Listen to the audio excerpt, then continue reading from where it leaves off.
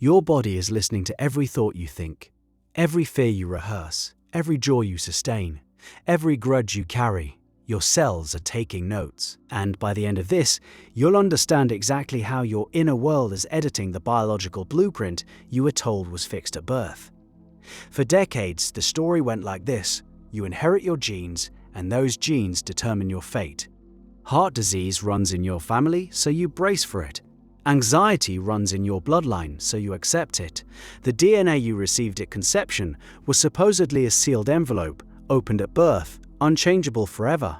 That story was wrong. The envelope was never sealed.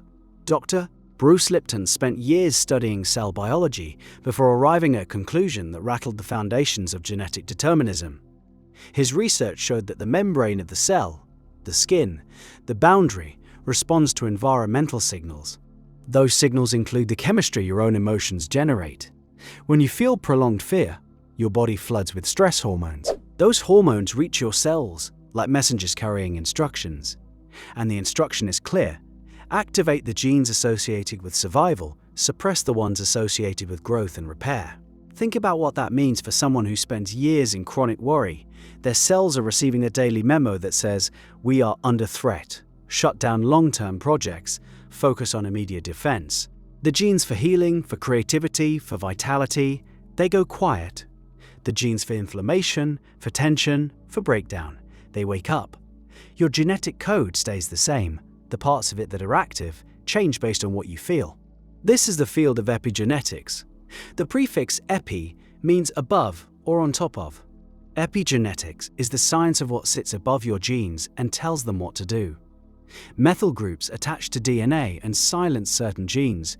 Histone proteins wrap around DNA more tightly or more loosely, controlling access.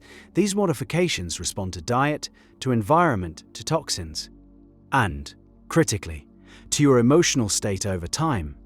Dr. Herb Benson at Harvard Medical School conducted studies on the relaxation response, a state achieved through meditation and focused breathing.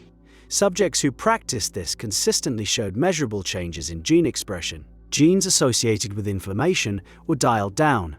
Genes associated with cellular repair were turned up.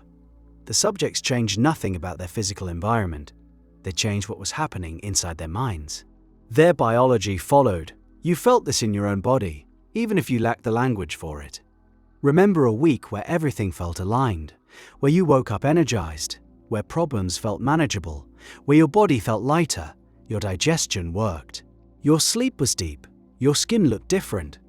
Then remember a week consumed by dread or resentment, the heaviness in your chest, the tension that lived in your shoulders like it paid rent, the way your immune system seemed to buckle, a cold appearing right on cue, as if your body was translating your emotional exhaustion into physical surrender.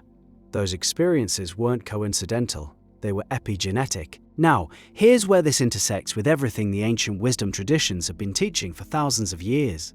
Neville Goddard said that your assumptions about reality harden into fact. He taught that what you hold in your imagination, especially with feeling, becomes your lived experience. He was describing, in the language of mysticism, what epigenetics confirms in the language of biology. The feeling is the prayer, the sustained emotional state is the signal your cells obey. When you assume the feeling of your wish fulfilled, you're doing something measurable at the cellular level. You're changing the chemical bath your cells sit in. Gratitude, love, peace, certainty, these states produce a specific hormonal signature.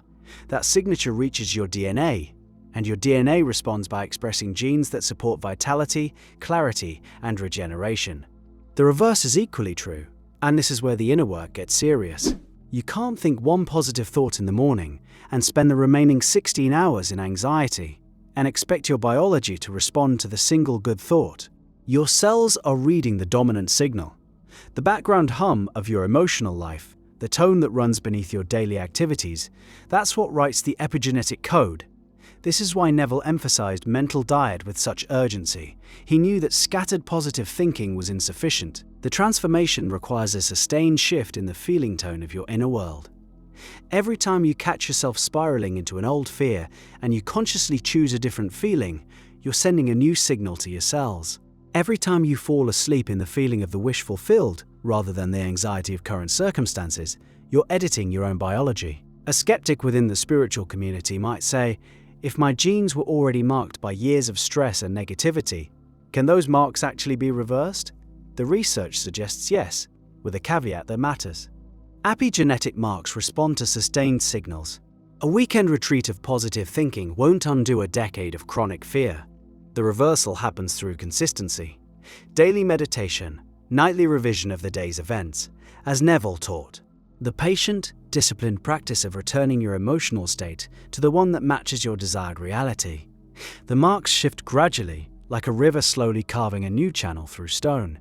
Dr. Dean Ornish published research showing that comprehensive lifestyle changes, including meditation and stress management, could affect the expression of over 500 genes in just 3 months, 500 genes in 90 days. The changes included upregulation of disease-preventing genes and downregulation of genes that promote illness. The body was rewriting its own operating instructions based on the new internal environment its owner had created.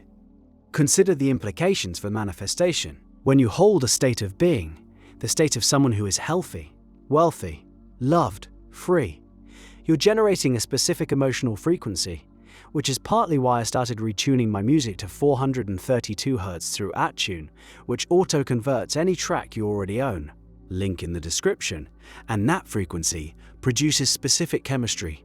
That chemistry speaks directly to your DNA. And your DNA begins expressing the version of you that matches the state you're holding. You are, in a very literal sense, becoming a different person at the biological level. The person who manifests health is producing the cellular conditions for health. The person who dwells in lack is producing the cellular conditions for breakdown. Your body is the printout. Your consciousness is the printer. This reframes the entire conversation about healing. When someone uses Neville's techniques to heal their body, sleeping in the feeling of wholeness, persisting in the assumption of perfect health despite appearances, they're doing something with the biological mechanism behind it. The feeling of wholeness changes the chemical environment. The chemical environment changes gene expression. Changed gene expression produces changed cellular behavior. Changed cellular behavior manifests as physical healing. Each step follows from the one before it, and the first step is always the same. The feeling. Here's the discipline most people avoid. Sustaining a new feeling state when every piece of external evidence contradicts it requires genuine inner strength. Your body has been running the old program for years. Your cells are accustomed to the old chemistry. When you first shift your inner state, your body will resist. It will crave the familiar stress hormones. The way it craves sugar, you'll feel pulled back toward worry, toward doubt, toward the emotional patterns that have been writing your epigenetic code for decades. That pull is biological, and overcoming it is spiritual. The two are the same work seen from different angles. Every morning you wake up is an opportunity to choose which genes get expressed today. Every emotional state you sustain for more than a few minutes is a memo to your cells. Every night you fall asleep in the wish fulfilled, you're soaking your DNA in the chemistry of your future self. The ancient teachers said consciousness creates reality. Modern science is finding the mechanism. Your thoughts become chemistry. Your chemistry becomes gene expression.